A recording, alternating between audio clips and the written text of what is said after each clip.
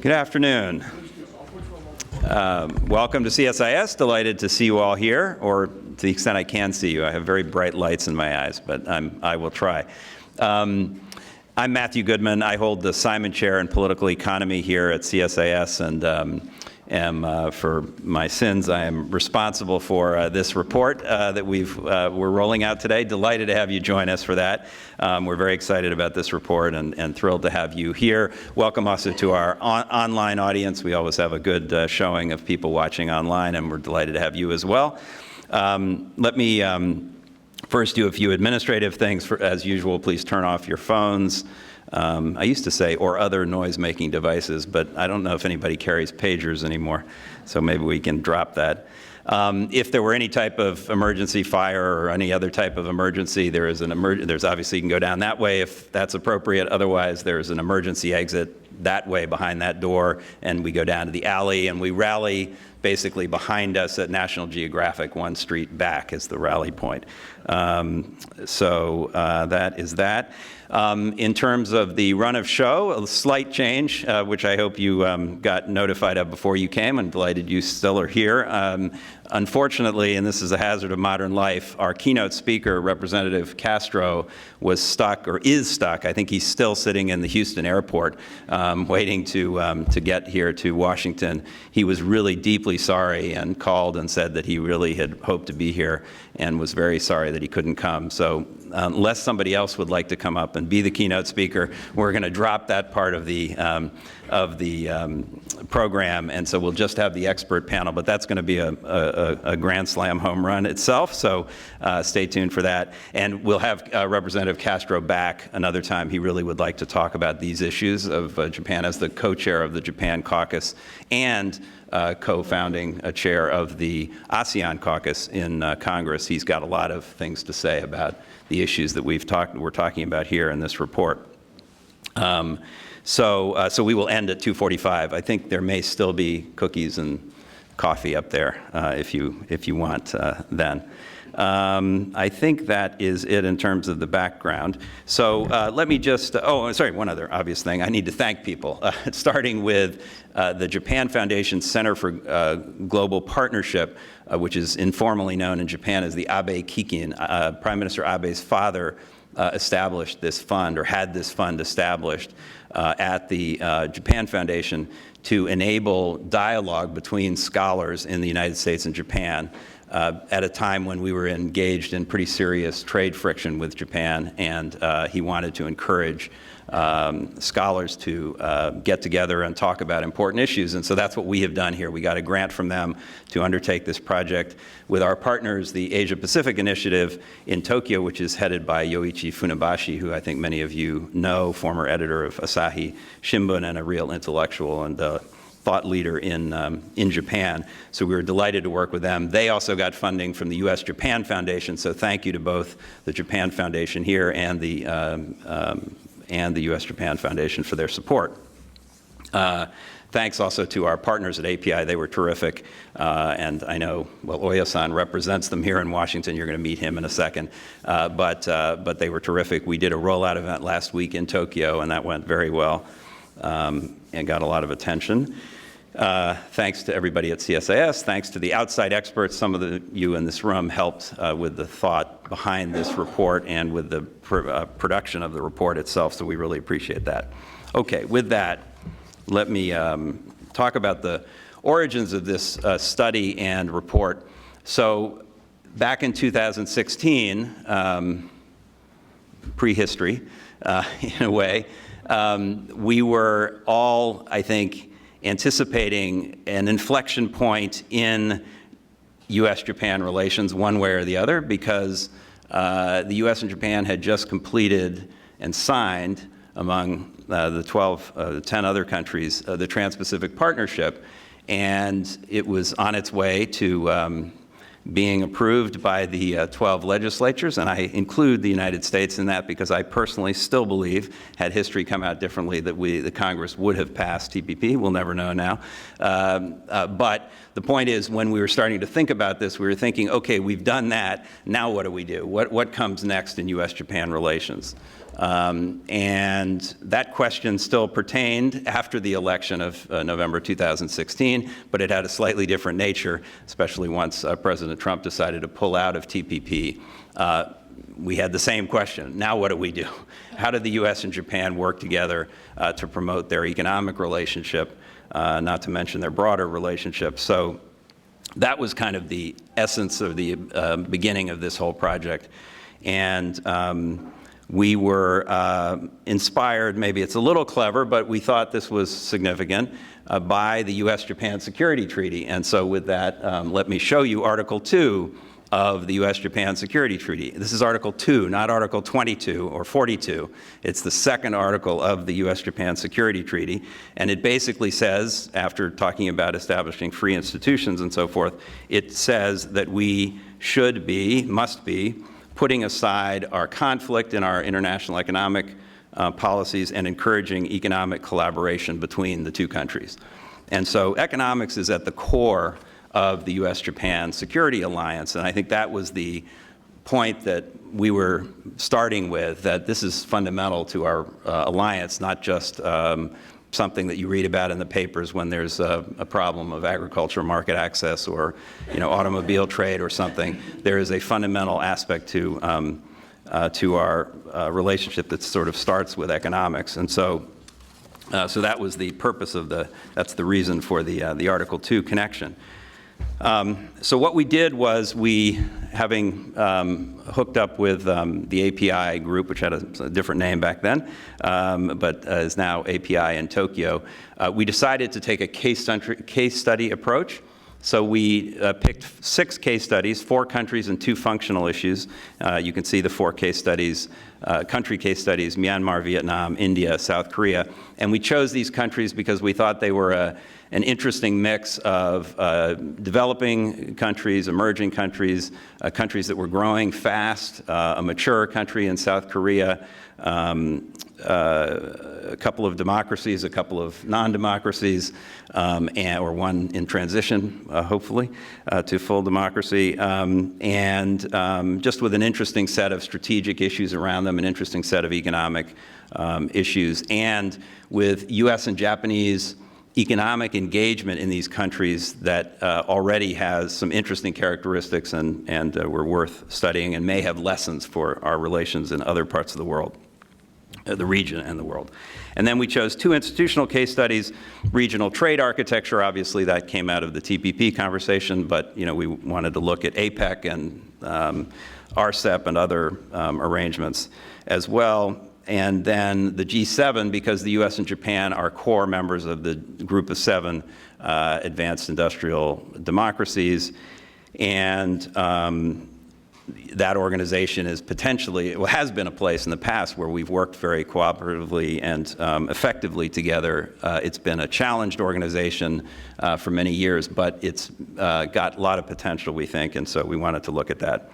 So we did a lot of homework individually. We had working groups and roundtables.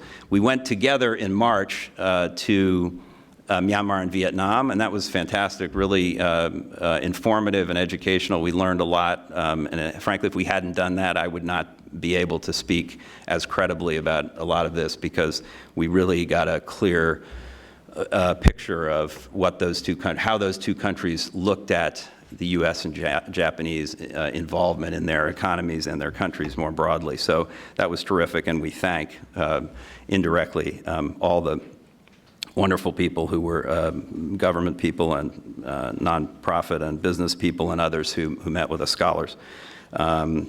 And so the structure of the report is we have an introductory chapter which has cross-cutting findings and recommendations that are cross-cutting for the U.S. and Japan to work together in the region, and then we have individual case study chapters, 6 chapters, each of which ends with its own recommendations for individual action by the United States and by Japan, and then joint action by the 2 countries. So I commend those individual chapters to you. I'm not going to go through all of that, but I will quickly go through the key findings. They're a little more detailed in the report, but basically it boils down to these 4 broad areas. So we first found, not surprisingly, that the U.S. and Japanese strategic interests and goals in the Indo-Pacific region are highly aligned. We have very similar interests, similar objectives in economics and in other areas. And that these issues really transcend the bilateral trade problems that we have between the 2 countries. In fact, one of the messages that I wanted to get across in this report, and I'm going to try to get across today, is that, frankly, the power of the U.S. Japan economic relationship lies not in our bilateral relationship across the table, but in how we sit on the same side of the table in working to promote our preferred economic outcomes, our rules, our norms, and that's really what this is. This finding is about.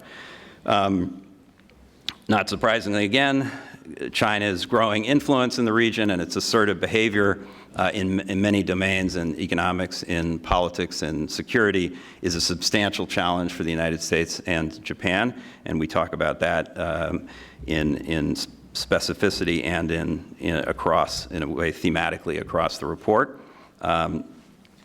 There is a strong demand still for U.S. and Japanese engagement in the region economically and for our leadership in rulemaking and norm setting. And you heard that, as I said, on the field trip, for example. We heard that from almost everybody we met with in Myanmar and Vietnam, that people still want the U.S. and Japan, which has, by the way, a very better polling numbers in Southeast Asia than the United States does historically.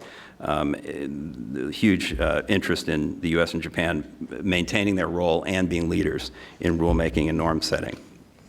And then we found that, finally, that we have, and this is kind of a cluster of issues, this last one, we have complementary skills I put here, I summarized it down to our economic statecraft and our policies, but actually I should start with, we have complementary skills commercially as well. We have, Japanese companies that are very good at project management. The manufacturing base of Japanese companies across Southeast Asia is very powerful. The U.S. has technology, finance, other things that we bring to the table. So there's a lot of synergy there. Obviously, both of us are committed to the rule of law, to non-corrupt business practices, to good regulation, and so forth. And so that's another set of complementarities. But also embedded in this point is that we don't always work together as well as we could or should. We often work kind of in parallel at best, and sometimes at odds. And we do highlight that occasionally. For example, in the Myanmar chapter, and we're going to talk about that in a minute, we have slightly different priorities in Myanmar, and we go about things differently and sometimes don't share the way we should. So the whole point is here, there's a huge opportunity for us to coordinate better, to make our policies and our practices align better to pursue our broadly shared interests and goals in the region. So those are the findings. Recommendations, very quickly. These are the cross-cutting recommendations as opposed to the individual chapter recommendations. There are 10 of them, but I could only fit 5 on a page. So number one is we got to get this bilateral trade stuff put in its place. It's not that we shouldn't be talking about agriculture and automobiles if we have to still in 2018, but we really feel, I've been doing Japan for 35 years, and I feel like we've been doing automobiles and ag forever. We need to resolve those issues or get them in their proper place. But that's, again, not where we should be spending most of our time. We should be focused on how we can work together in third countries or outside our bilateral relationship. Second, we need to have a joint strategy, and one that plays on those complementarities that I mentioned. And we should sit down and talk about strategic. We need our own individual strategies, but we should sit down and coordinate those.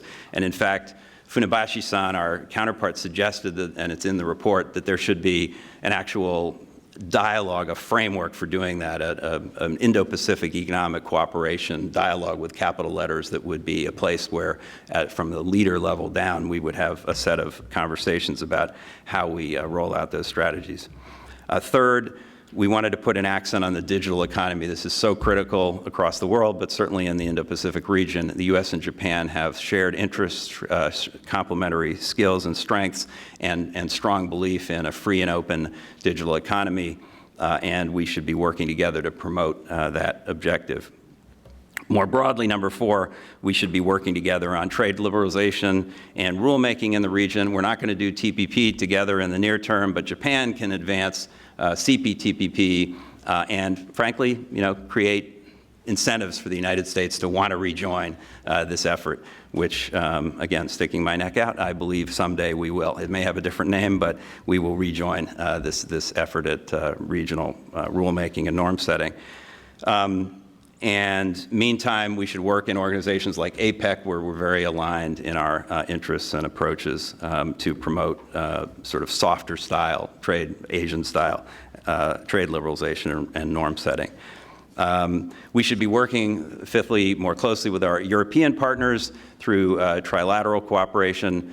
And each of us in Europe is more interested in Asia now. We each have our own bilateral. Japan has effectively FTA with Europe. We're sort of kind of maybe negotiating something like that with Europe. But trilaterally, we should also be working together and coordinating our positions. And we commend the administration's work with the Japanese and European trade ministers. USTR Lighthizer is working with Commissioner Malmstrom and Minister Seko on an initiative to promote trilateral cooperation on WTO reform, on digital rulemaking, on some other areas. So we commend that and want more. I should add here as a footnote, although we focused on Europe, I think there's an analogous need for us to work more closely with Australia, with South Korea, with other allies and partners around the world. And so they are kind of in spirit embedded in that recommendation, although we do mention them in other places more specifically. We should, number 6, increase financing and other support for high-quality infrastructure. Again, this is a topic that has been much in the news, and in fact, there was more discussion of it in the G20, though that may have been drowned out. You may not have noticed that the G20 leaders actually put out a communique, which is news in itself, and they included a section on working together on infrastructure and promoting that in the developing world. Separately, the G7 has talked a lot about that. APEC has done a lot of work on that. And we think the U.S. and Japan could usefully do more in that regard. A footnote, we think that what the U.S. has done, the administration and Congress, to get this so-called BUILD Act passed to create a new sort of supercharged OPIC is helpful. It's a useful step to giving the U.S. More tools, and we're going to talk, I think, a little bit about that on the panel. 7, responding to geoeconomic coercion. This is clearly, I'm not going to pretend this isn't aimed at China. This is talking about China's use of coercion, for example, against South Korea after the THAAD deployment. We talk about that in the report, and the need to push back against that because it's unacceptable, and it's something the U.S. and Japan clearly need to respond to. On debt, there's this now, I think, phrase that we allude to, but in quotation marks, about debt trap diplomacy. There is a huge problem of debt in a lot of this region, and there are people who are legitimately concerned about additional, including the IMF and the Center for Global Development and others who have written about, and we've also written about this, about the risk of additional debt burden being placed, and unsustainable debt burdens being placed on some of these countries through the Belt and Road and related initiatives. And this is something that we need to respond to through various means, which we can talk about, or you can see in the report. On the other hand, number 8, we need to have an affirmative agenda with China. China is obviously the biggest economy in the region, and it is a country with which every other country in the region is integrated deeply economically, and so we need to have an affirmative agenda and find areas of cooperation and manage the areas of competition. So that's another recommendation. 9th, this is a kind of grab bag of issues, but basically to say the U.S. and Japan are very good at the sort of soft stuff of bringing human capacity building, technical assistance, promoting small and medium-sized enterprises. It's kind of a point that we should be deploying that more effectively, putting a little more money behind that, putting more creativity and time and energy behind that. And we each do that differently or in our own ways, and I think finding ways to coordinate that between the U.S. and Japan better would be useful. And finally, collaborating on anti-corruption. So anti-corruption is obviously a huge problem across this region. It's a drag on growth. It tilts the economic or the commercial playing field. It leads to poor governance, or it's part of poor sort of chicken and egg. It is a function of poor governance, and it feeds poor governance. And so taking that on together, which we have done, in many forums, whether the G7 or APEC or OECD, we've done a lot of work on this, and we should strengthen that. So that's basically the main report, and then, as I say, we have actually most of the words are in the 6 case study chapters, and as I say, I would commend the recommendations in each of those to you. We will be sharing, we had the rollout event, as I said, last week in Tokyo. We're sharing the report with the administrations in both countries. We're going up to the Hill here. It'll be taken to the Diet in Japan. We're going to be doing follow-up workshops and trying to advance and taking it to the embassies and the chambers of commerce in not just the 2 countries we visited, but in hopefully more countries throughout the region to give some ideas for further development on the ground. Like all these things, these are recommendations, and at the end of the day, implementation of these things can be hard, and we understand that.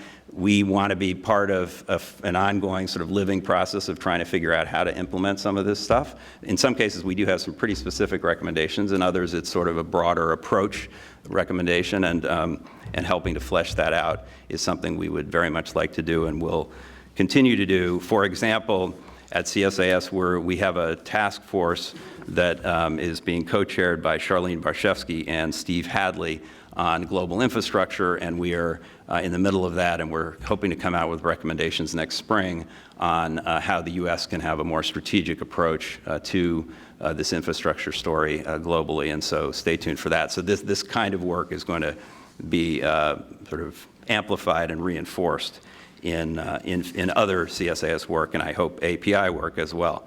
So I think, did I do everything I was supposed to back there? I think I got through everything. So I am going to now invite the panel to come up, and we are going to have our discussion. Jake Schlesinger is going to do the honors of moderating and introducing everybody. Yeah, come on up, guys, and we will go from there. I think you're the fire leader. Am I staying here? I think you go. Is that right? Sorry. Okay. Hi, how are you? Ooh, that light is bright. Right? Yeah, it is bright, isn't it? Well, thank you, Matt, for that introduction. Thank you all for making it today. It's obviously a hugely topical and important subject. So the way it's going to work is we're going to talk up here for a little bit less than an hour, and then we're going to leave plenty of time, 25 minutes or so, for questions from the audience. So as we're talking, please also think through issues that you would like to raise, points you want to inject in here.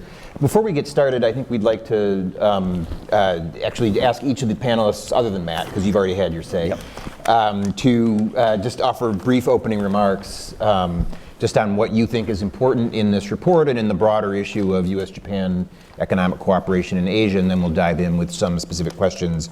And I think, Erin, why don't we start with you? Sure. Erin, founder and principal of the Inlay Advisory Group. Talk a little bit about sort of your perspective and interest on these issues.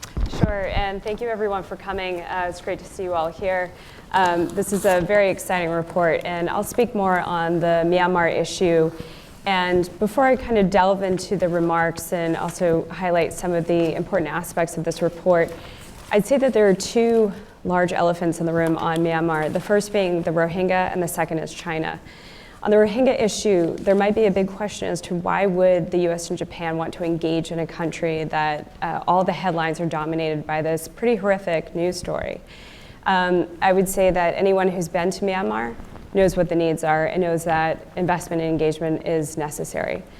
For anyone that's spoken with anyone on the ground and has worked in communities, vulnerable communities, and places that have been targeted by human rights abuses by the military and previous governments know that engagement is necessary.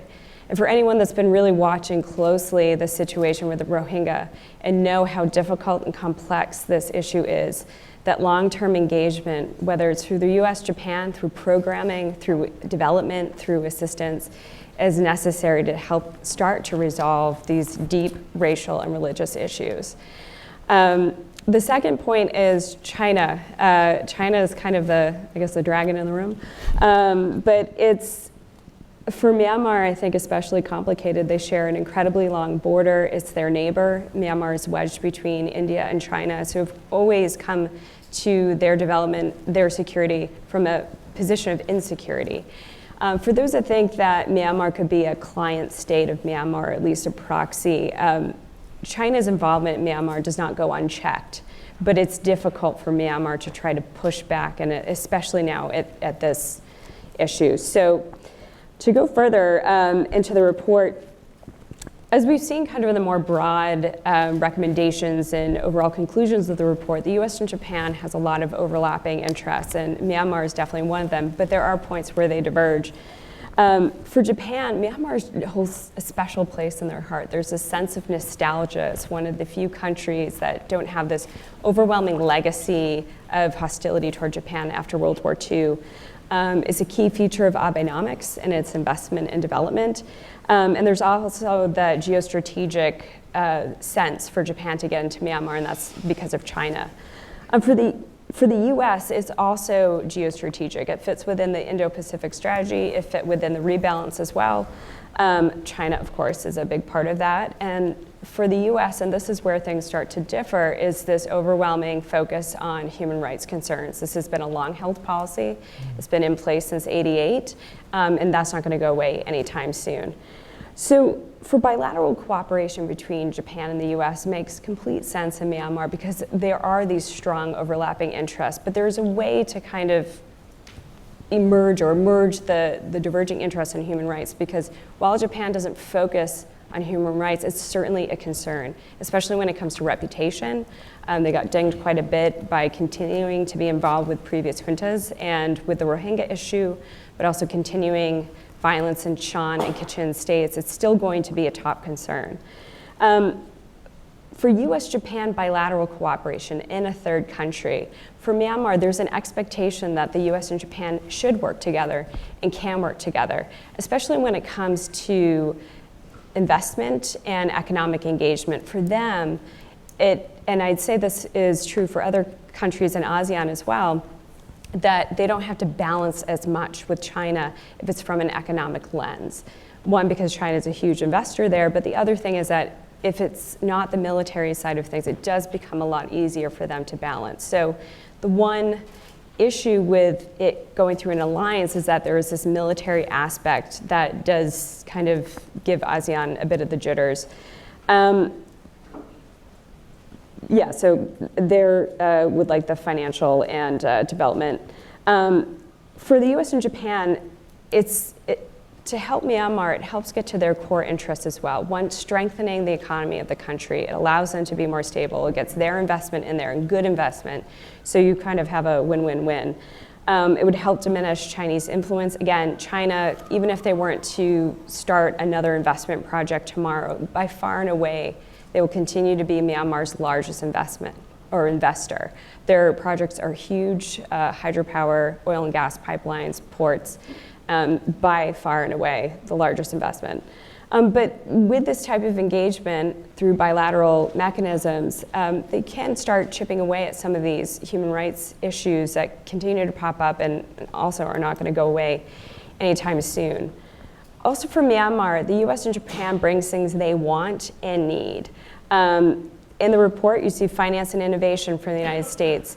From Japan, manufacturing, infrastructure, and capacity building. And again, for anyone who's ever been to Myanmar, capacity building is the key issue. In government, in business, in development, it is very critical.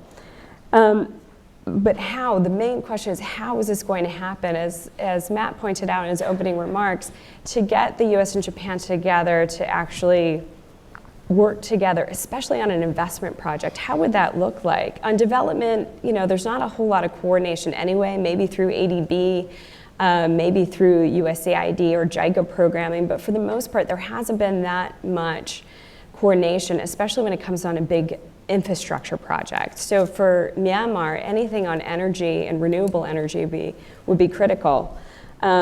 Transportation, again, anyone who's been to Myanmar knows that it's not like the safest place in the world to drive around or fly around. But what Japan and the US can also bring for Myanmar is transparent and responsible investment. So as I kind of alluded to at the beginning of my talks, it's not whether you invest in Myanmar, it's how you invest, how you engage. And transparency and responsibility are going to be key parts of that.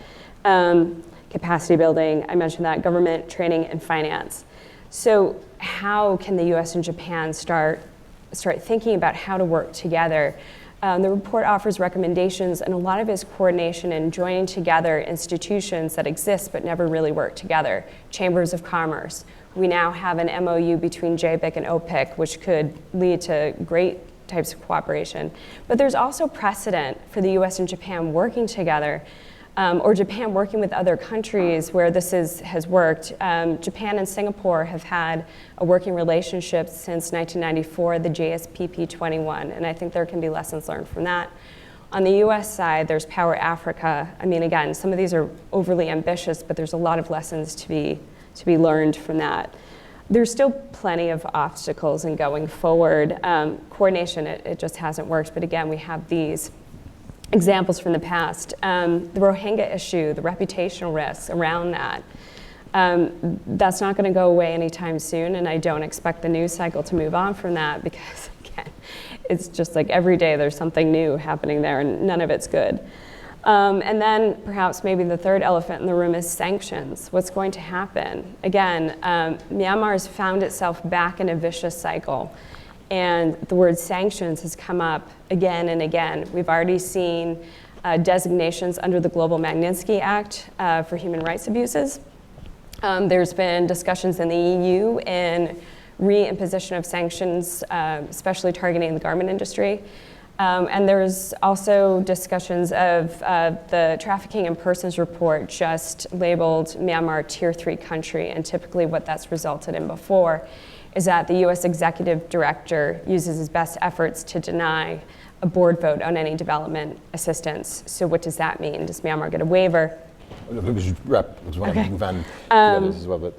So that's actually right at the end of it. Okay. So that's Myanmar for you. And just before we do move on, briefly explain your expertise and background in Myanmar and why you're focused on that. Sure. I'm not sure if it's a lucky break or unlucky, but I started off as an intelligence analyst on the issue and then was borrowed by the State Department 3 times, one to work in the embassy and another to work in the Office of the Special Representative and Policy Coordinator with Ambassador Derek Mitchell. And the years you were there were? 2011 to 2012. And in 2013, I founded my own consulting firm to help push for responsible and transparent investment and engagement in lay advisory group. Okay. Great, thank you. And we will, I'm sure, come back to that and weave that into some of the broader themes. But Satu Lamai, Director, East-West Center and Director of Asia Matters for America Initiative. Tell us briefly again what that Sure. the Asia Matters does and your overview on this report. Sure. First of all, thanks, Jake, and thanks, Matt and API colleagues for having me. I think it's a terrific report. I want to congratulate you for doing it. My interests are really threefold, given my professional hats that I wear. One is the U.S. Japan Alliance. That is a non-sort of Japan specialist, but someone who's been affiliated and associated with working various issues related to the U.S. Japan Alliance application in Asia in particular. I'm very interested in how our friends have gone about this report. The second is I'll just sort of show my hand. I think we're entering a period in which the U.S.-Japan relationship on Article 2 is perhaps as, if not more important than the management of the security alliance, which is, that's given, that's a critical need and requirement.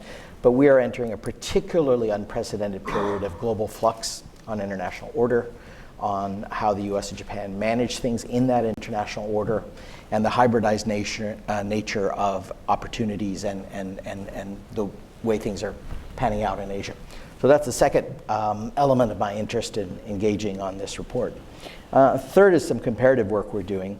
We've been looking at U.S.-Japan role in regional connectivity across 3 regions, in South Asia, Southeast Asia, and most recently in the Pacific Islands. And I would simply draw one quick thing, and I know you want me to finish very quickly, Jake, but I think we're going to have to look at the U.S.-Japan alliance, and I was very struck by the complementarity and coordination. And I was very pleased that each case study chapter had what we do on our own and what we do. The situation that's different is on the demand side for the U.S. and Japanese engagement in the region. They don't necessarily want to do the things that the U.S. and Japan have been traditionally supplying, which is not necessarily the highest standards, not necessarily all the rulemaking, because there's just a more hybridized and opportunistic environment. Case study, I won't mention the country, in Pacific Islands recently had an opportunity to take loans. The Japanese offer was much better, both from a financial point of view and otherwise. But it chose an alternative route for another large country in the region. And we're sort of thinking through that, and I just see throughout the region now that countries have an opportunity to pick and choose their priorities by engaging major countries that are able to play a role. So let me just stop there by saying those are my sort of 3 frameworks for thinking about how we calibrate the U.S.-Japan relationship in a time that is, as I will stick to, quite unprecedented. Thanks. That's a great overview and a recalibration of the framing. And Oya-san, so Oya-san is both Senior Consulting Fellow for the Asia Pacific Institute and also wears the hat of being here as the representative for JBIC. Just tell people briefly what JBIC is and also your perspective on the report. Yes. JBIC is financial institution to supporting that mainly project in the Asia and other countries, including Africa and Latin America. Therefore, this initiative itself is very much related to JBIC activity. But I joined this project as an API person, and in that sense, I really would like to thank Matthew-san and also CSIS colleague. And I think that the second point now, it's more important, this Article 2. I completely agree with this, and it's quite amazing that when entering this agreement, that mutual cooperation and security agreement, Article 2 existed. It's quite amazing things, because I think, this economic sphere is very important, and this is deepening and solidify alliance relationship. But at the same time, this economic issue should be hamper our alliance relationship. In that sense, I have 2 comments. One is that recommendation. Recommendation one, Matthew-san explains that bilateral trade tension should be solved in good manner. I think this is very important. Economic can deepen our alliance relationship, but if we fail to manage this very well, this can hamper our good relationship. We really would like to avoid such kind of situation. And of course, we have a long history of trade tension, economic tension. It started in 1960s regarding the fiber, 1970, that other electronic appliances, and also automobile. But at the same time, I feel we have a long history to somehow manage this kind of trade friction. So we need to make all effort to solve this issue. And one element is that, of course, individual sector is very important. But at the same time, some element of that macro analysis, macro adjustment is also very important. And as you know very well, in Japan, saving rate is higher than investment opportunity, and in case of the United States, it's opposite. So IS balance argument. Without coping with this issue, it's not so easy to reducing that U.S. trade deficit and also containing Japanese trade surplus kind of things. My understanding is that the next G20 is going to be held in Tokyo, and trade imbalance issue Osaka, is going to be, in Japan, Osaka. And this is also one element which can be discussed, I think. So I really hope that this thing is going to be managed very well. This is my comment number one. My comment number two is, again, this is, related to that Sato-san, the third point. Some country is, watching very opportunistic way. So I think Japan and the United States should show that the other alternative regarding infrastructure finance in the Indo-Pacific region. And JBIC and also other judgment institutions and also OPIC should make all effort. But at the same time, governance in recipient countries is very important too. This is related to Ericsson's point too. She talked about Myanmar. If recipient countries' governance is very weak and it's very corrupted, in that case, some country can take advantage of such situation. So providing some money, and the project itself is higher than that competitive price, and the politician can use this money, kickback, bribe kind of things. So in long term, recipient country people are going to suffer, but politicians make money at least in short term. They can benefit. So this kind of that the weakness should be contained by all of us. In that, for doing that, we need to making rule and also applying rule in very strict manner. So inevitably, we need to enter the pluralistic or multilateral approach, making rule and applying that. I will stop here. Okay, great, thank you. And we will get a lot back in a lot to both those, particularly your first point about U.S. Japan tensions and how that does or doesn't spill into the broader issues. I would like to begin a more free-flowing conversation, and actually, Matt, I will start with you, which is to key off of the news, which was the G20 meeting in Argentina this weekend. Obviously it wasn't directly related to this, but it does reset in some ways the Asian economic agenda, which does have an impact for the Article 2 mandate, as you put it. Talk a little bit about what you thought were the key points in Buenos Aires and how that may affect some of these other issues. Okay, great. First of all, one thing I forgot to do in my introduction was to say, before we get angry calls from naturalists, we know that cranes and eagles have never flown together in nature. So please forgive us, but through the magic of modern science, we were able to create this image, and we hope. Actually, that did raise the question I was going to raise later, which is why you chose to put the crane above the eagle. Believe me, there were conferences held, meetings held, there were debates about that. I expected geese and eagles. Yeah, the actual honest answer is if you put the eagle above with those claws like that, it's a little intimidating.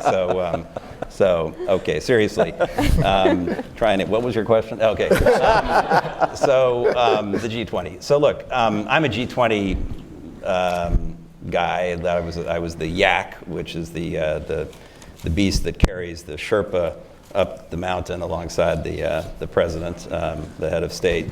And I think the G20, if it didn't exist, would have to be invented. It's important because you need to get the leaders of, in this case, 85% of the world economy together to talk about global problems, at least for a few hours. And that part is the first place to start with what happened in Argentina, because there was a useful conversation about global economic risks and financial risks.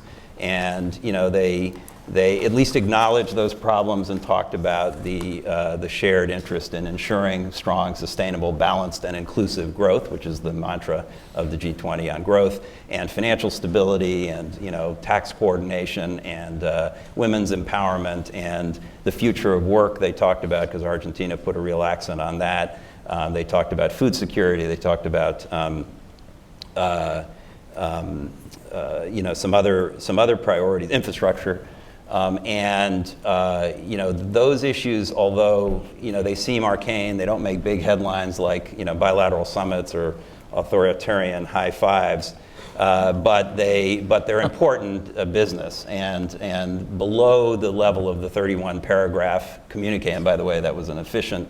If we always aim to get the communique onto 3 pages, and the Argentines did a pretty good job. But below that, there's a lot of important conversations among government people, and having the high-level political endorsement of action to promote those objectives helps drive bureaucracies. And so you can, if you're a deputy assistant secretary in charge of women's empowerment, and it says the leaders of the world said this is an important priority, we need, you can tell your colleagues around the world that this is something we need to sit down and talk about. So I want to stress that, because a lot of people think, oh, the G20 is a waste of time, but I actually think, plus there's going to be another crisis, so you need these people together.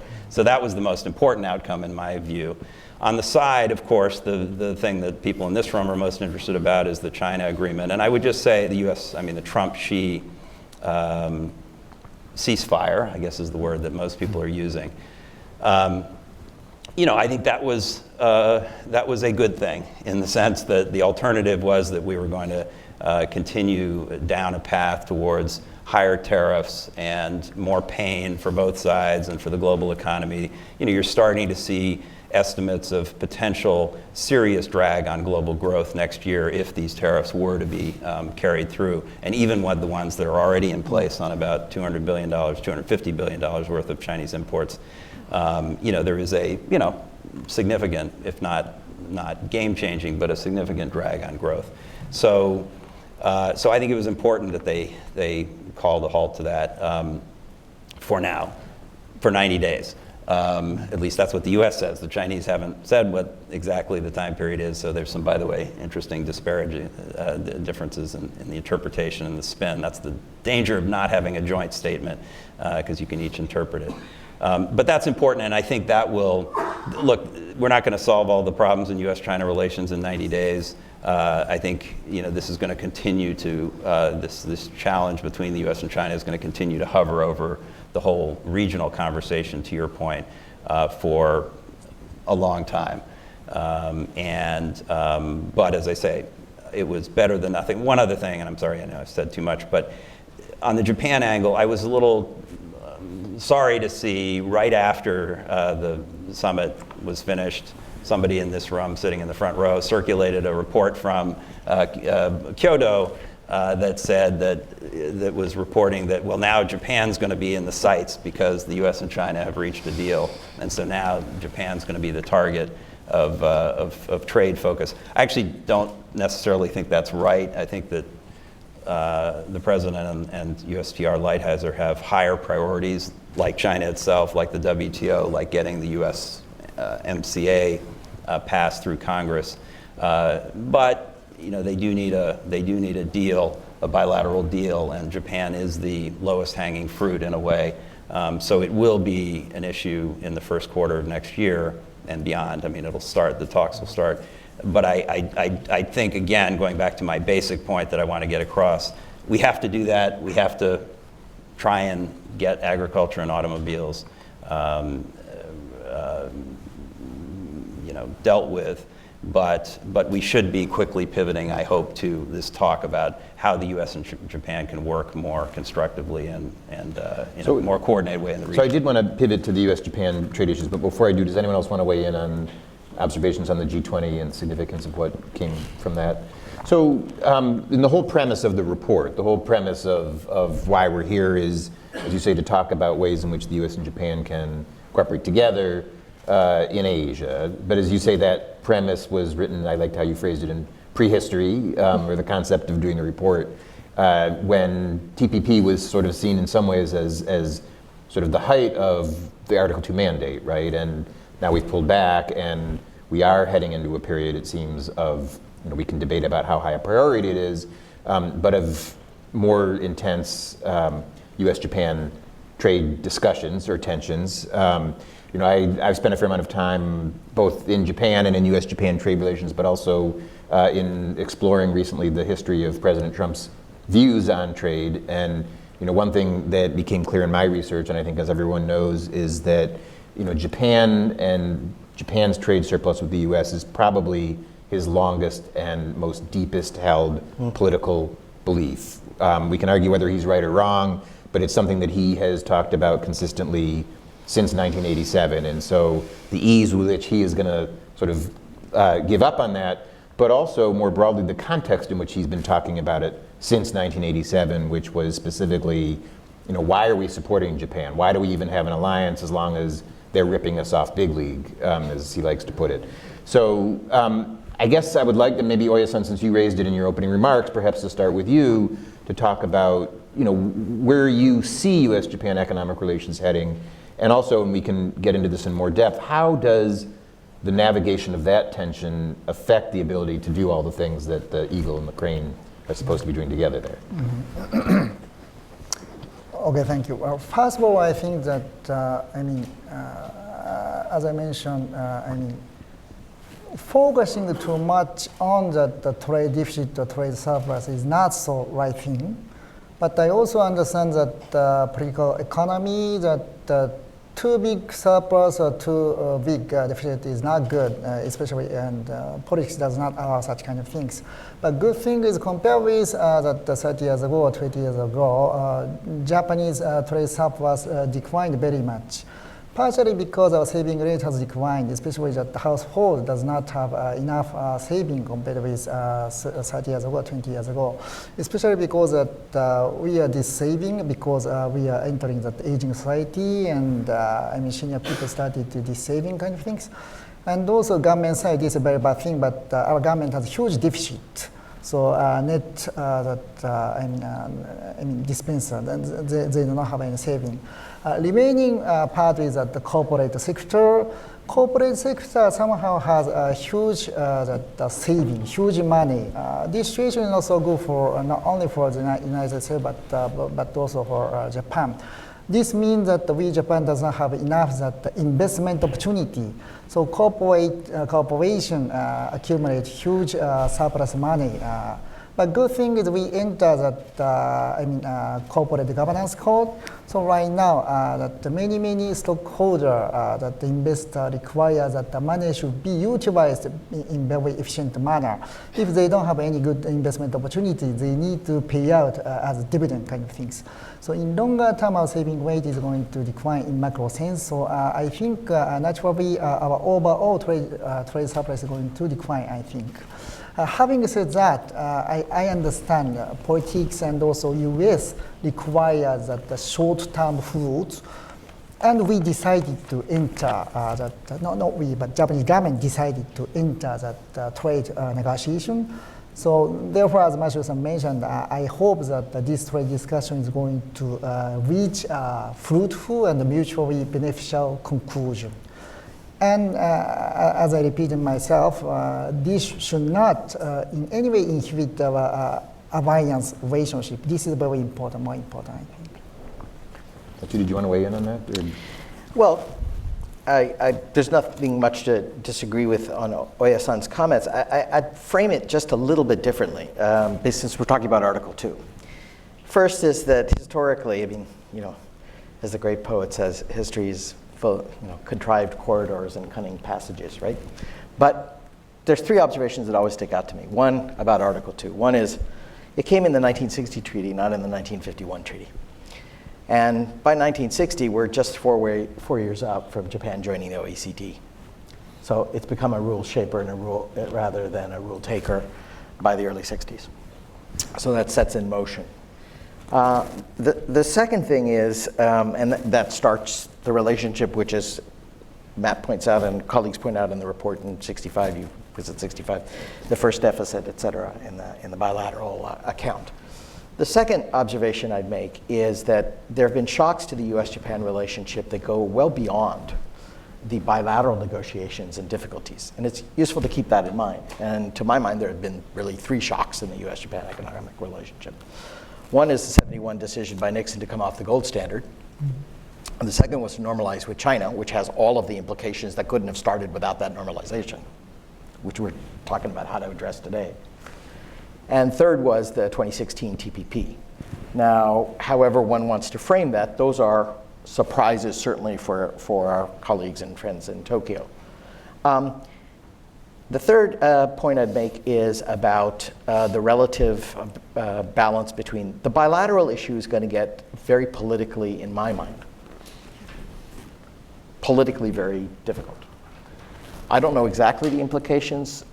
Matt, you and I could discuss maybe in another context, but I actually think the way USMCA plays out and the way U.S.-China plays out, and I haven't a clue which way they'll play out, is going to affect U.S.-Japan negotiations quite profoundly, particularly as we move into the political cycle. So I think it's going to get very tricky. So tease that out. How specifically do you see USMCA? Well, kind of I don't changing? know. For example, one can, just as in the military realm, make out scenarios, right? USMCA, the president has already said he's going to abrogate the NAFTA in order to move the USMCA. But let's say USMCA fails. I mean, part of the last 20 years, 30 years of the U.S.-Japan relationship has been built around the Japanese relationship with NAFTA. These are not separate things. So what are the implications of that? On U.S.-China failure, well, Or like Japanese investment in the U.S. for Japanese investment in the U.S. for the production and supply chain that has emerged over the last 30 years. So how do you disaggregate or deconstruct that? I don't know, but I don't think you can. And if you go back to a pre-93 environment for Japan to engage with the U.S. economy, all bets are off. So I don't know, but I think it's going to get more tricky than easier. And the other thing I would just say on is this is why I said it's unprecedented. Article 2 has worked more often than not, more as a net plus than as a net perfection. But what we're dealing with now is not just a trade-off between the global international order and the US-Japan bilateral account. We're dealing with all of the threads that you pull out of the fabric of the international order.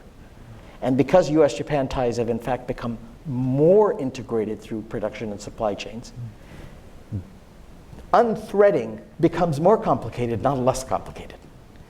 That's why I think that this report is so timely and energetic, is because we now have to think very differently. And I'm leaving, this is all supply side. When I say supply side, Jake asked me over the weekend, I think I'm watching too much football or something, but what did I mean? What I mean is we have gotten in the habit of thinking of what the US and Japan does in the system and does with each other, because it has such profound impacts given the scale of the economy. But there are other players in the system. And we're going to have to, as I said, calibrate that very differently as we move forward. I don't say that we have a marching orders here or a game plan exactly, but I think that's how we need to think about it when we play in regions like the Pacific. So I do want to get into Yeah. the other players and whether people want to buy what it is that we're selling. But I want to stick for a little bit first to the question of U.S.-Japan tensions, and maybe get each of you to talk a little bit more on sort of where do you see those going, the bilateral tensions, and how hard or how easy is it to envision more cooperation amid those tensions? I think as the report wisely points out, and as you just mentioned, Setu, I mean, there have been shocks before, and the alliance has survived those shocks. So, I mean, I guess one question is, how much is this just another shock that's on the same scale, or are we, for various reasons, at a rupture point that goes beyond what we've seen before? I don't know, Erin, if you want to start with those, or? Sure. I think if there's something that the global community has learned after 2016 is that we can't run on autopilot anymore, that some agreements, alliances, NATO, NAFTA, TPP, these aren't things that are set in stone. And first, it does require constant gardening. It does require kind of a rethink every once in a while, maybe not to this degree, but that we have to remember why we got into these agreements and alliances in the first place and why they're important. But it also offers an opportunity to look at what's in place. I mean, Article 2, as Matt said, it's not Article 50 or 62, it's number 2. And it's almost rediscovering things that we had ideas about 50 years ago that are so important now. I think for the tensions, I don't think they're going away anytime soon, but for Japan should take some comfort in the fact that we're doing this with everybody. I can't remember if it was Lighthizer or Ross, but when the ASEAN ministers came to Washington, spent the first 10 minutes rattling off all the trade imbalances, like Indonesia, you owe this, and Laos, Laos. And we're doing this to everybody. But Japan feels it a lot more because, as you said, I mean, Trump was forged in a fire of New York real estate and Japan buying up things left and right. So I don't think that's going to change anytime soon, but it is kind of up to the folks that are part of the Chrysanthemum Club or, who value this relationship, but to understand what it means and what it means in a changing world. Article 2 seems to be kind of more personified, I guess, in this proposal of the U.S. Japan economic dialogue. It doesn't really have much meat on the bones to this, but this was more of an Abe brainchild. I think that's So the U.S. Japan economic dialogue, explain briefly what you're referring to there. The U.S. Japan economic dialogue was announced in February of 2017, I believe it was, and the idea that the U.S. and Japan would collaborate economically on 3 pillars, of which I'm completely blanking on now, but that they were going to work in a third country, focus on infrastructure and development. And so to kind of take Article 2 and sort of drill down on it a bit more. It's also sometimes known as the Abe, or the Aso-Pence dialogue. That's right. So it's to take place on that level. But there hasn't been much going on so far about it. But this report actually offers some great recommendations as to how that could be put into effect. So whether it's an Article 2 redux or actually taking it and moving it forward. But I think what this shows is Japan always seems to be the one that is trying to continue the alliance and continuing the marriage going forward. And it feels a little bit one-sided, I would think. And again, I think it offers a great opportunity. This was clearly an idea almost 50 years ago, more than 50 years ago. But Japan, I think, for the first time in a long time, or more significantly, is starting to look for other partnerships. They're working with the EU. They're getting more invested in ASEAN, in the region, with India, Australia. So it's, the U.S. may realize too late it's, not invited to the party anymore. So go ahead, Matt.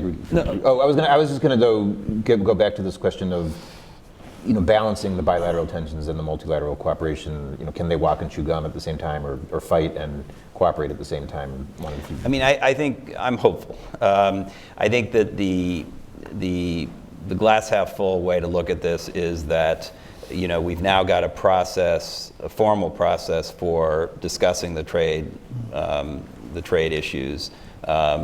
Exactly, the scope of that and all of that is not clear, but there's at least a process, and presumably USTR is going to run that and run with it.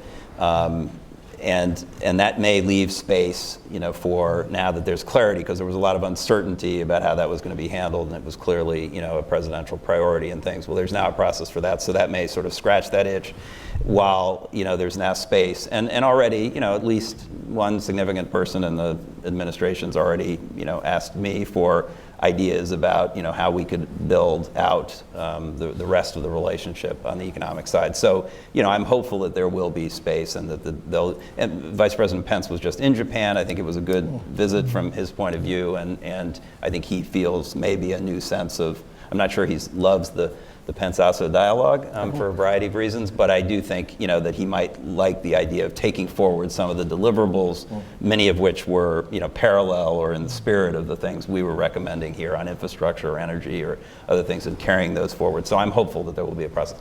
On the other hand, the trade issues, as they have for 35 or 45 years, are going to continue to be a central part of the relationship, and there's some specific things to be worried about, like probably the ag one is the least to be worried about, because I think the political decisions have been made there, and I think they could come to agreement on that fairly quickly. We'll see. Shouldn't wish for things. Careful what you wish for. But the auto talks are going to be very charged. That's something, I think, to your point about the president's long-standing view on Japan, I think he has still burned in the back of his retina an image of Toyotas lined up on the docks of Los Angeles, and no GMs or Fords on the streets of Tokyo, and I think that's going to make that issue charged. And then there are related issues like currency and so forth, which I think are going to be contentious. So, I think the Japanese are hoping to maybe do a quick deal that's fairly narrow, and then sort of have a process to talk about the other issues, and frankly play a little rope-a-dope for the next couple of years.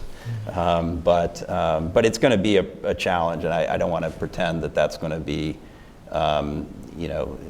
not infecting the rest of the relationship. But I'm still sort of go back to being a little hopeful that there's now some space and bandwidth. So another question I have about the challenge, and for any of you who wants to answer, which is just, And so one of the challenges to fulfilling, this mandate, the Article 2 mandate, is potential U.S.-Japan bilateral trade tension. But the other is that the whole core notion of this is a belief in multilateralism, a belief that you want to have regional architectures, you want to spread, that there's a value in taking our rules-based order, whatever you want to call it, and spreading it throughout a core area in a multilateral way. I mean, this administration has made clear, economically at least, that they don't believe in multilateralism. At least the president has made that clear. And so how do you juggle that sort of approach that this administration brings with that mandate? I mean, I could very quickly just say that's true that the president is not fond of these multilateral endeavors, but he just signed off on a G20 communique that was a multilateral endeavor in economics. APEC, it's not clear exactly what the dynamics were there, but there was not a communique, but it seems that there were other parties that were responsible for that and not so much the U.S. I think the U.S. was willing to move forward with a kind of compromise agreement. So I'm hopeful that, and we talk about APEC, I think it's mentioned 20 times or something in this report, as a platform where the U.S. and Japan could work together constructively. And there are other initiatives going on. U.S., this isn't quite multilateral, but at least plurilateral. U.S., Japan, Australia agreed to this project in Papua New Guinea to provide electricity, and other trilateral or the quadrilateral with India and Australia are maybe hopeful platforms as well. So I'm hopeful that there will be at least plurilateral, if not with a sort of an overlay of multilateral. But you're not going to have the same sort of energy and commitment to the multilateral process, I acknowledge. Oh, go ahead, Oya-san. Yeah. I agree with Matthew-san that we don't have to always think that United Nations type of that one vote, one country, multilateralism. I mean, sometimes different approaches required. And as Matthew-san mentioned, U.S. government, Trump itself feels that WTO reform is very important. But for doing that, maybe like-minded country like that Japan, EU, and also United States get together and setting some standard within them, and also proceeding with this to WTO fora. This is very fruitful and very effective way to achieving what U.S. would like to do. So in that sense, and also this initiative that U.S.-Japan cooperation in third country. I mean, we have at least 3 countries: Japan, U.S., and also the recipient country. So I don't think U.S. completely shut out any multiple or pluralistic element. If that can benefit U.S. government, U.S. people, of course, U.S. is open to approach such kind of activity, and Japan would like to cooperate for such kind of activity. I was simply going to say that, I don't think we've written off multilaterals. I mean, the fact that the president went in his first year to APEC, I think this, as you said rightly, the G20 communique, I don't think the multilateral project is dead, but the multilateral project has been informed by the presence of like-minded countries in the advanced industrial West who have a similar view on rules and order. And now we don't have just that multilateralism, we have other multilateralisms. So we have a multilateralism environment where there are contestations about rules. And, it just requires a little bit more flexibility in how we implement and apply, whether that's a tripartite agreement core group to think through WTO reforms versus thinking through how do we put standards on infrastructure in Pacific Island countries or Southeast Asia or on the Bay of Bengal connectivity region or what have you. That's all I'm suggesting. And I myself don't think that we've thrown out the multilateral environment. But I would say it's contested. There are more multilaterals, and they're not just the ones that we grew up with. They're not your mama's or papa's multilateralisms of World Bank and others. There's other things emerging. They're still not as important or powerful.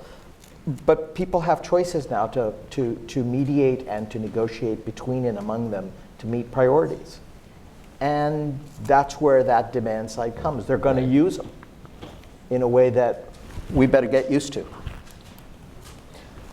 So I wanted to actually take us back to the core principles and history that we're talking about here, which is the Article 2 mandate of the 1960 U.S. Japan Security Treaty and sort of how that's actually worked over time. I'm someone who's followed Japan and U.S. Japan issues for a long time, and I have to confess, maybe this is my failing, but until Matt asked me to participate in this panel, I didn't know what the Article 2 mandate was, or Article 2 in the U.S. Japan Security Treaty, and I suspect I'm not alone. So, if you look at how it has been fulfilled to date, leaving aside TPP, which I think was an attempt to do that, what is the track record of the U.S. and Japan historically, even during better times, of actually having fulfilled this? Aaron or others want to talk? I don't think it's been fairly poor, and I think, again, a lot of this comes down to coordination. When you look at something that requires public-private partnerships, which some of this would be, one, it's already hard enough to coordinate interagency on the US side. It's also that in Japan, if you have METI and MOFA trying to coordinate on something, it's nearly impossible. In my research and looking this as well, a lot of the folks that I talked to pointed out to ADB or some other institution that sort of sits on top that everyone has to funnel through to work through that together. So even when there's been efforts with overlapping interests and core values, it's still been hard to coordinate on aid and development. There's been few examples. Again, Power Africa, again, a lot ambitious, but there were efforts for multilateral cooperation there. You have JSPP 21. You have, some bilateral aid and development projects. For the most part, it's been more competitive than I think collaborative. And so I think trying to kind of get beyond that and also get Trump on board with that idea. I think that there have been pockets of great cooperation in ASEAN, especially when it comes to development assistance, especially after a crisis, whether it's a natural disaster or otherwise. That's mostly where you've seen it, but when it comes down to the business and investment side, I think that there's just been more tension and competition. As I said earlier, I still maintain that Article 2 has been a net plus, not perfection. And that's how I formulate it, and I do it for just a couple of reasons. One is chronological, as I said, from 45 to 60. The story really is, to my mind, that U.S. and Japan was rebuilt and reconstructed and became a full member of the international system and joined OECD in 64. So when this comes out in 1960, and I think I counted once in a moment of wonkdom, I think the Mutual Security Treaty has 860 words, and the economic elements of them, really leaving out the things that are in such treaties, constitutes a higher percentage. It's not just, I was thinking when Matt was saying it's number 2, not 22. Well, if you look at the words, it's actually even more impressive how much focus in the 60 treaty there is on economics, both in the preamble as well as in. So it's very important. But I would just say that the shocks that have occurred along the way, not only, we always focus on the bilateral, the 60s, the 70s, the 80s negotiations, Matt was involved in some of these as a government official. But I'm always conscious from the outside that we managed to get through all of those very difficult discussions, and even the shocks that had nothing to do with Article 2, like the taking off the gold standard, or like the normalization with China, or the TPP. So now that pattern can continue, but that pattern can't seek to revert to the same objectives, because the world around that pattern has changed quite a lot. That's my one sort of thing. And that involves China too, which is a centerpiece of one of your recommendations. Even managing how we deal with China, the debt trap, the malfeasance on corruption, the aggressiveness, all of which is true, but it requires a more finessed handling at regional levels, because in some places, Japan is going to be as important, if not more important, for its structural role in those places. So, for example, in places like Southeast Asia, or in certain countries, it's going to be very important. It's able to do things in Northeast India that we're not going to do because private sector is not going to go into those. So it's just thinking about how we can be a bit more a little bit more creative and finessed about this. Is there an Article 2 success story, Matt, that you would point to date that you think helps? Yeah, I mean, I think what we've done together in some of the institutions, regional and global, you know, in APEC. When I was the sort of APEC Sherpa when we hosted in 2011, because that was one that Froman didn't want to do, so I basically did most of the dirty work there. I asked the State Department folks who were working on this to prepare a list of all the kind of objectives and issues that we were pursuing in APEC that year, and to look where the 21 economies lined up on a matrix and whether they supported us or didn't. And you know, Japan was the only country in which you had double check marks next to every single thing that we were interested in. And I don't think that was because they were just slavishly following us. I think it's because they fundamentally agreed that the kinds of things we were trying to promote, like good regulatory practices or innovation principles that were sound, and environmental goods, tariff reductions, and those were some of the things we achieved. So that's one. In G7, we've done a lot of good things. The G7 recently has been, you know, struggling partly because of that multilateralization that Satu described. There are other forums, and you know, the G7 isn't what it used to be. But the U.S. and Japan have played an important role in pursuing things like the global health initiative that Japan has been very strongly behind. I would say that was an area where the two sides collaborated very well. But you know, it's a mixed record. So we're going to open it up to the audience in a minute, just to let you know that you should raise your hand, wait for a microphone to come to you, and identify yourself. And I guess Chris Nelson in the front row, prominently displayed there. Why don't we start with you, Chris? But wait for the microphone. Hold on one. Mike is coming. It's the red tie, I think. That's Standing up is too hard. Knees just don't work anymore. Matt, thanks for mentioning that I set out that Japan time story. I did put, is Japan next, question mark, right? You know, because who knows? It's been fascinating for people who were doing this stuff 30, 35 years ago to remember, oh, wait a minute, structural, SII, right? Structural impediments. Structural impediments initiatives, thank you. Oh, framework, because I think, isn't that what we heard that we're getting? And Matt, just for lunch, Trump announced that Lighthouse is going to be running this 90-day, guys, like a World War II officers training camp. Anyway, surely there are lessons from what the U.S. and Japan did with each other during SII and the framework that we can apply to this, and I think it ties into what we're talking about here, which is this big picture U.S.-Japan strategic economic cooperation in view of the new realities we're dealing with. Because otherwise, you know, Trump and these guys are going to be looking at China and looking at China and looking at China, and Japan's going to be off in the corner, you know, arguing about ag and autos. In fact, there's major lessons that we learn together, working together. That's how I'm seeing it. But you guys actually worked it. So I'd be fascinated in your thoughts about what should we be saying to Lighthizer and to others about what we've learned and what kinds of things are likely to be coming up with our Chinese friends. So I thought the SAI had just died a quiet and forgotten death, but I'm glad to know that it's now being revived as a template for. So I'm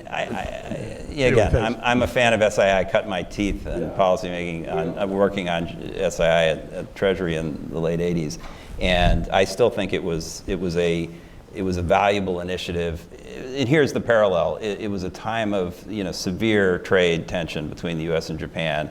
And, you know, Super 301 had been passed in the '88 Trade Act, and USTR had to deal with implementing that, and didn't really want to, but had to, you know, pursue some of these sectoral issues with 301 cases. And then, you know, Treasury actually proposed SII. History will little note that it was a Treasury idea, not a USTR one, because it was, you know, designed to get at the structural impediments that kept savings and investment out of whack in Japan and led to these large surpluses. And I think it ended up, USTR kind of took ownership of it because they saw the value. Carla Hill saw the value of it in terms of, you know, being a more you know, deeply structurally oriented conversation, and one that was more wasn't exactly consensual, but we had a more of a dialogue and a back and forth and talking about real issues. There was a point in the middle of the first year when we had produced a list of 144 demands or something about, minutia of Japanese structure of their economy and their land use policies and large store laws and various other things. And this was leaked to, I think, Asahi Shimbun or something. It was published verbatim. And we all held our breath and said, oh God, it's over. They've got all of our ideas. And the reaction in Japan was, this list could not have been written by Americans because it's exactly what Japan needs to do to fix its domestic economic problems. In that sense, all of this is maybe there's some usefulness. But other than that, I would say it's not that useful because China ain't no Japan. Right. Japan was a friend of mine, and you don't, and China's not Japan. There are all kinds of structural problems with that approach. So I think there are limits to the value, but it wasn't a 90-day endeavor either. I mean, it was a multi-year endeavor that required a lot of preparation and homework and backs and forths, and I just don't think this is going to be very useful. So you're chomping at the bit there. Yeah, no, I just, from a normative basis, I just don't think we should discuss a U.S. Japan template to apply to our negotiations with China, because I think the domestic politics of it works differently. Who's making the decisions works differently. The incentive structure within China is different. How you get it through the two political systems. And I would just note that whatever we did, and this is the linkage between 2 and 5, is whatever you're doing with Japan, we also have the security treaty. So, it's not, there is a framework within which you're dealing with this relationship. It's not either or. And sure, there have been debates about that and the cost benefits of that, but that template doesn't apply in China's case. It ought not to apply in China's case because the end result is still not propping up overall an international system that is in both US and Japanese interest.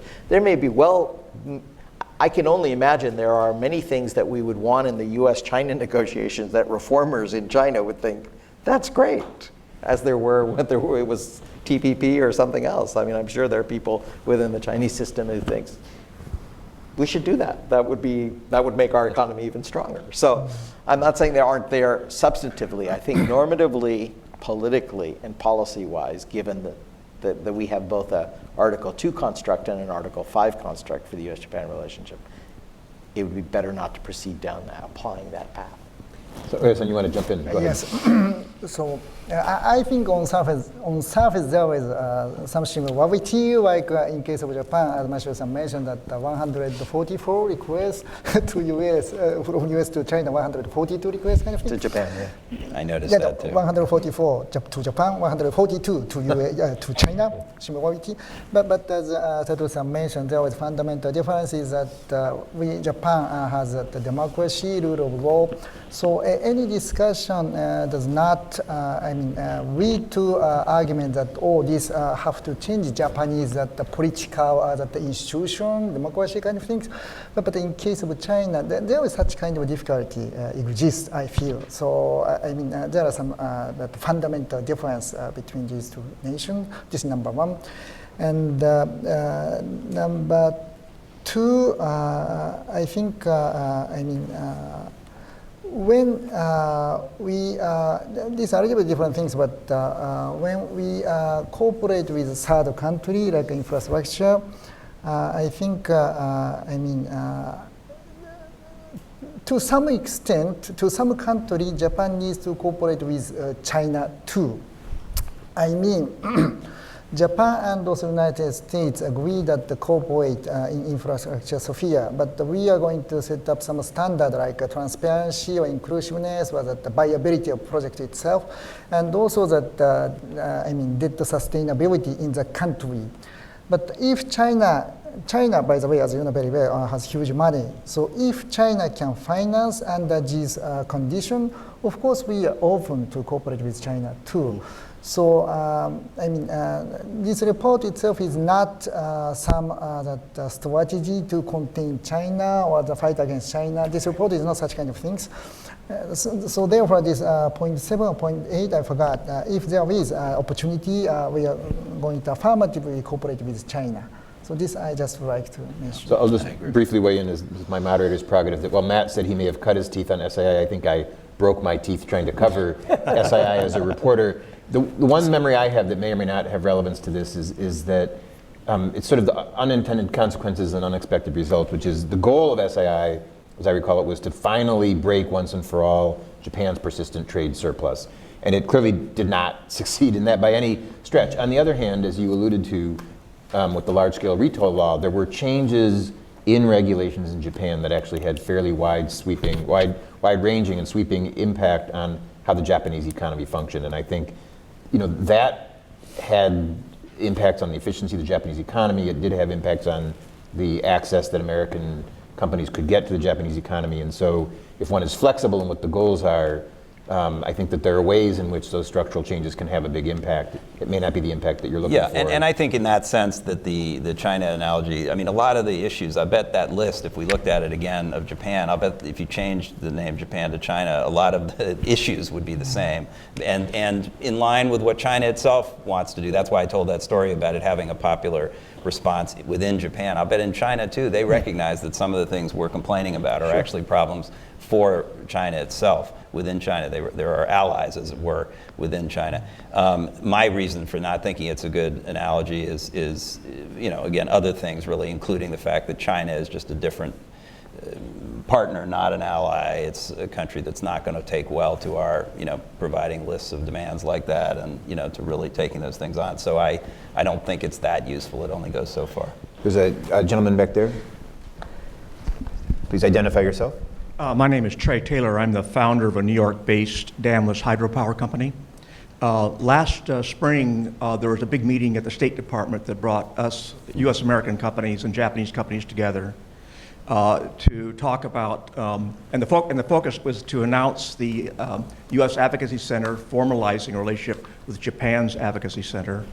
The focus of the conversation was on building a parallel Belt and Road to compete with China's BRI. Has anything come of that, or has that been factored into the Article 2 mandate? Because that seemed really interesting at the time, but nothing's happened since.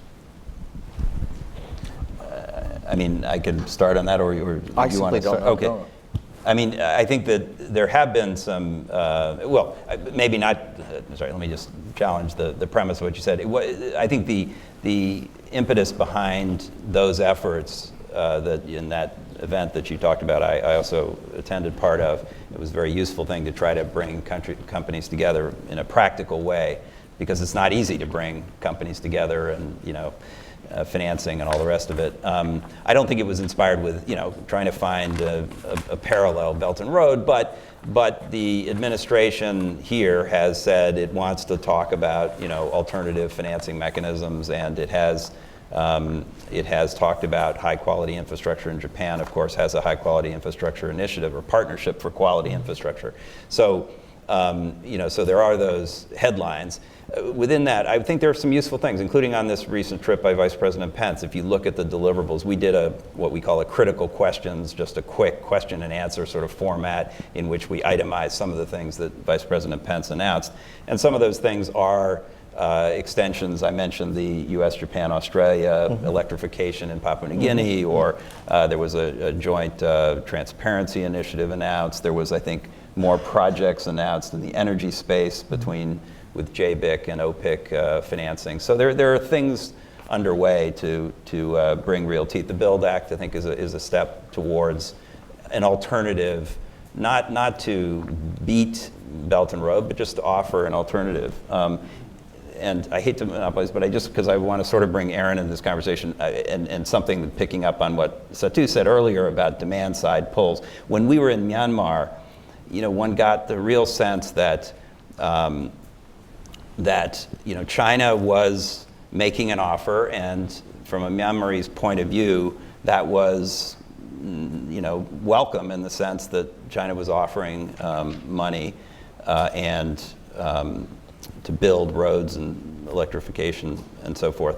But always there was, or not always, but in many of the conversations there was we would love to have U.S. and Japanese involvement in these things, but you don't really offer a lot. Japan does, and there were distinctions made. Japan, for example, runs this. Actually, can we stick up the map of Myanmar, guys? If that's So there are three major special economic zones. One down at the bottom there, Dawei, which is not really developed yet, but near Yangon, that Tilawa port, there's a special economic zone there that Japan runs, basically, with JICA money and the big trading companies.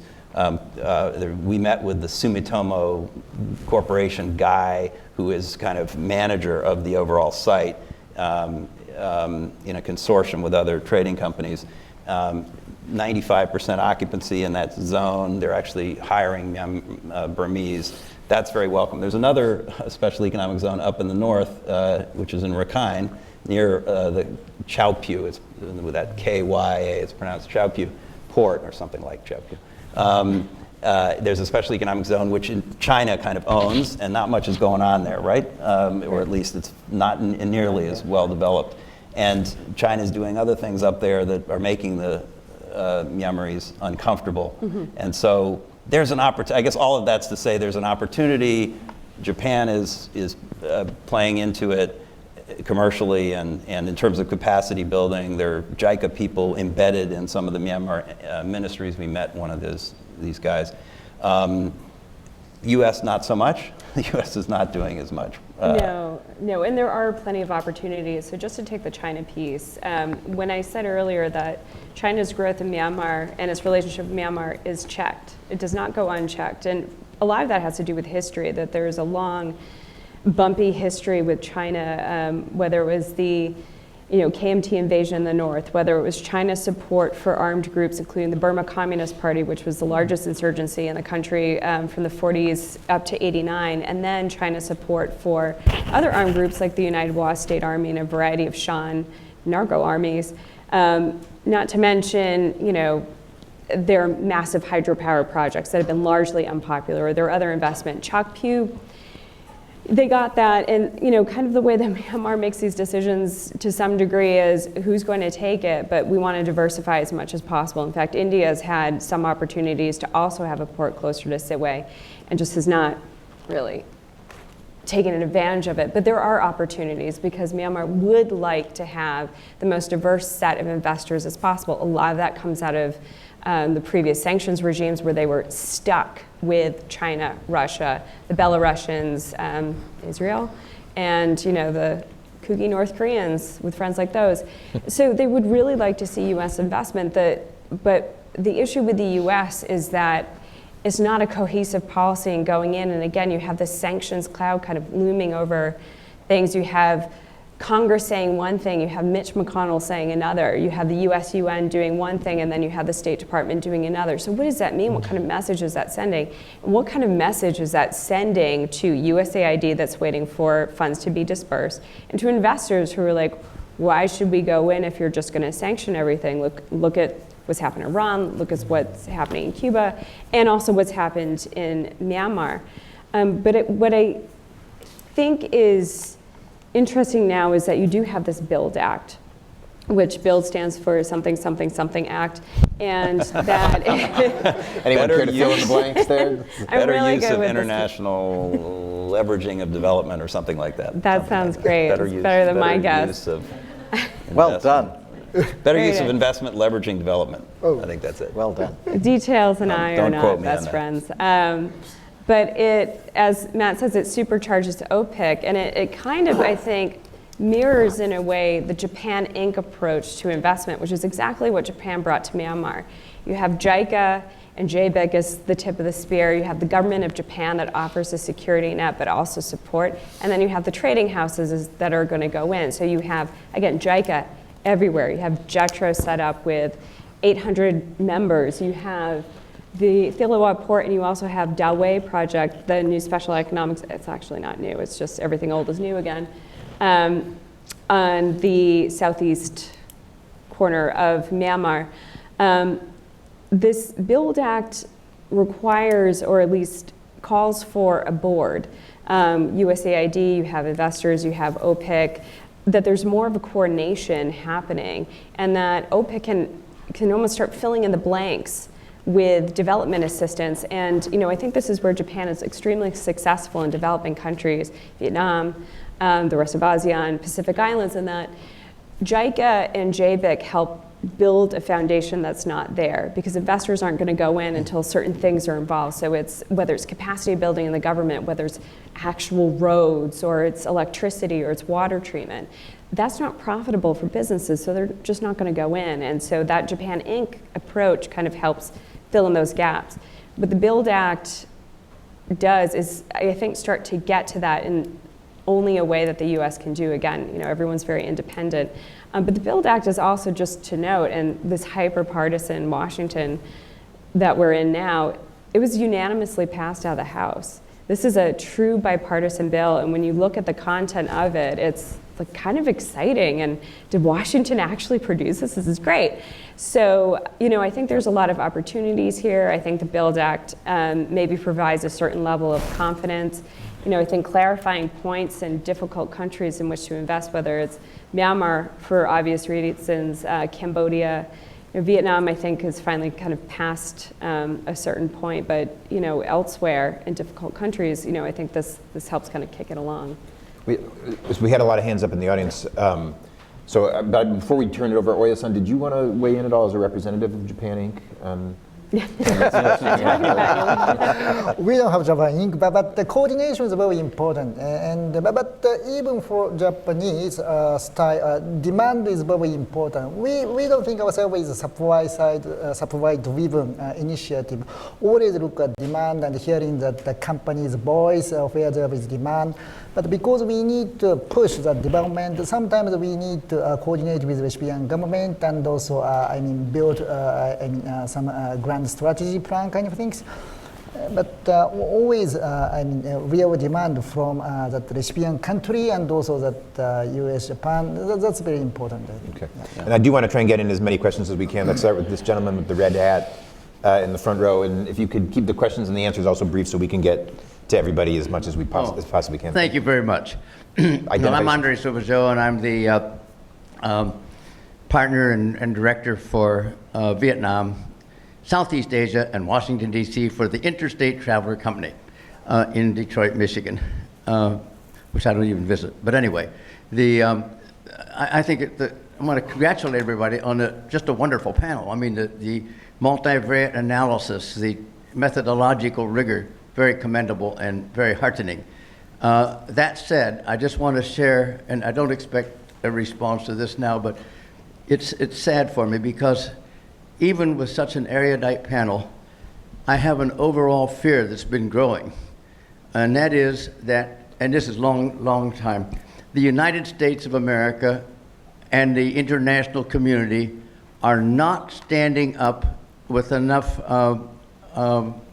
resolve to Chinese imperialism, which is what it is.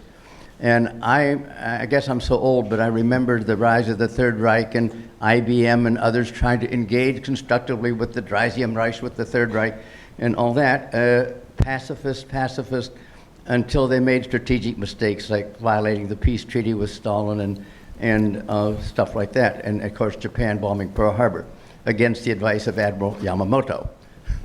Said, don't wake that sleeping giant. But I see a replay of this growing, that China, they use violence and threats of violence. They ratified the United Nations Convention on the Law of the Sea, and the convention was 1982. I was in the State Department at the time, and they ratified it, and then Vietnam and others ratified it in 1994. China ratified it in 1996, but their signature's worthless because they continued and still continue to use violence and threats of violence. And the international community doesn't stand up to them properly, and I'm afraid it'll lead to, Chinese violent expansion. All right, well, thank you for that. I'm going to take another question here, and people can respond to both at the same time if they want. Yes, sir. You're going to get a similar question. Good morning, gentlemen and genteel lady. Thank you. My name is Gerald Heng. I used to come from London, England, and Boston, New England. Pax America is basically the right way to go in terms of this treaty. It has brought up Japan after the Second World War, and it has brought up China after the rapprochement in 1970s. Now the question is, China is the Lone Ranger in Africa. They are building railways in Africa as a matter of foreign policy. So I'm thinking, could this treaty be inclusive of China so that all three of you can invest in Africa? Otherwise, you will remain a black continent, a dark continent without the light of economics. Please answer. Thank you, and I think that's all the time we have questions for. Maybe what we'll do is we'll go down the row, and you can respond to those questions and any wrap-up comments. Aaron, we'll start with you. We'll make our way down to Matt. Yeah, so it comes back to China. You know, I think with this administration, you have a lot of people, high-level folks that are very concerned about China and are taking a policy of confrontation. I think, you know, lessons learned always come up, but, you know, everything old is new again, but it's also like the first time every time. You know, I think there's a concern, and I think when you look at the national security strategy, but also the viewpoint of the Indo-Pacific, you know, there is a more direct language targeting China, and I think a concern about what that could lead to. You know, for Africa, I mean, there have been programs, I mentioned Power Africa. I don't see that as a huge priority for this administration, but yeah, that is ground zero, seeing where China is very active. They have ports, military ports, and you know, there's a lot of engagement there that I think, you know, is not as visible because this administration hasn't been that focused on it. No question, China's rise is one of the most important material factors in the last two, 3 decades. I think the way to go about responding to China is to offer serious and productive alternatives rather than to go around saying you shouldn't do this with China. That doesn't make any sense. It's not saleable. Countries want to deal with China. It's a big economy. Why shouldn't they? But there should be rules. There should be transparency. There should be governance elements. And that's what I think the U.S. Japan alliance and the Article 2 mandate is why it's so important. And it works with others. So in the Africa case, the Japan, India, Asia, Africa growth corridor is not in any way, though we, the United States, are not a formal partner of it, not a bad thing. It's a good thing. Japan, the U.S., Japan and India are working together in Myanmar on some projects in Rakhine State, for example. Mm-hmm. So other countries are getting this message. They are looking for alternatives, as I said, but it can't be either or. It has to be in a system where countries that want to achieve national resilience and regional resilience are going to be looking for partners to do different complementary things. On the one thing on the infrastructure, I just want to say, I don't know if others on this panel, I've worked at 2 engineering firms, one owned by my family, one not owned by my family. And I simply say a couple things. Private engineering firms will go to build projects, whether it's hydropower or this or a bridge, or where there are economic, regulatory, and returns. Mm-hmm. In other words, there has to be the environment that you are making a business decision. So that's one point. And we have to work hard in the U.S. Japan, again coming back, whether it's in Vietnam or Myanmar or India, to create those incentive structures, financing, risks, to be able to do that. The second thing is, if it's true that the U.S. is going to have $1 trillion infrastructure, or even less, over the next few years, or in the next couple of years, this Congress, then that $60 billion is going to be a relatively less attractive overall total to companies that want to build and do things in a place where there is a regulatory environment and a legal structure and a profit motive. So I just keep in balance the $60 billion in build versus the potential for private sector companies to move in this country. I think if Western country would like to use BRY, Chinese money, we cannot stop it. But I agree with citizens that at least we should provide alternative. Mm-hmm. And U.S. Japan provide money to infrastructure because infrastructure is important. But when we provide money, we should require that transparency and also inclusiveness and also viability of project and also get sustainability kind of things. because this is good for Japan, US, and this is good for recipient countries. And if money from any country is not meet this condition, maybe in long run that will, that cannot benefit the recipient country itself. In that sense, recipient country democracy and governance is important, I think. So Matt, we'll let you have the last word and wrap up for us. Wow, tough. Well, thank you all, first of all, the panel for joining us up here, and for all of you for coming and staying, and I hope you'll read at least the executive summary. It's only 3 pages, so you should be able to absorb that, but hopefully more as well. So let me just, look, China is not the same as some of the other threats or challenges that you've alluded to. I think it's a much more complicated story. We cannot contain, and we shouldn't contain China. It would be not in our advantage or our interest to do that. We have to find a way to one way or another do what the last 8 or 9 administrations have done, including this one, which is to try to find some balance between managing competition and finding areas of cooperation. Now, administrations have fallen on different parts on that spectrum, and this one is, and it's not just this administration. Washington is tilting more towards the competition side of things, but I would still characterize that as competition being the appropriate term, not even adversarial relations. I'm not thrilled with. I think we should be thinking of this in terms of a competition and how we manage that, and that's the sort of spirit that we brought to some of this. This was not written to have a strategy to respond to China, but I think it was, it is part of what some of these recommendations are about. So that's one point. I would just put a foot stomp the point about bankable projects, where, that we need to be working on that, and we are, I think, in small ways. U.S. Trade and Development Agency does that. We do it through the World Bank and through the European Bank. We were just talking to, for Reconstruction and Development, has a big effort to do project preparation and kind of helping to deal with those issues, plus addressing the risks, the political risks, the legal risks, the other risks around these projects. That's critical in part, or maybe largely from our point of view, to mobilize private sector investment in this infrastructure. And then the final point, and it's not good, I didn't want to really end on the sort of more critical thing, but I just want to point out, this isn't just milquetoast sort of positive recommendations. We've got stuff in here that is critical of both the United States and Japan and the way we've gone about things. And it's obviously we're challenging the administration here on trade, on playing in this infrastructure game and in other areas. We're also, frankly, challenging Japan, and I wanted to say that in the context of Myanmar.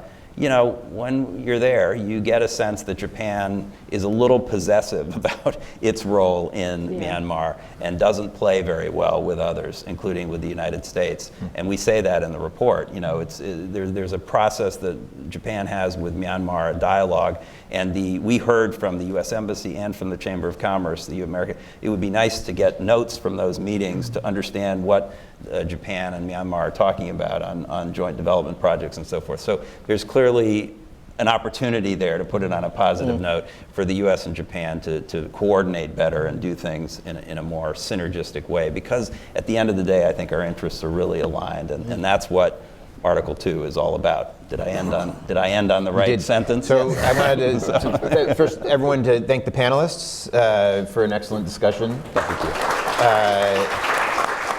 And thank the audience. Thank you all for coming and being so attentive and asking some great questions. And I believe there's refreshments out there. There's still refreshments out there, I think. I hope, if they're not pulling them down. And this will be up online within an hour or two, I think, if you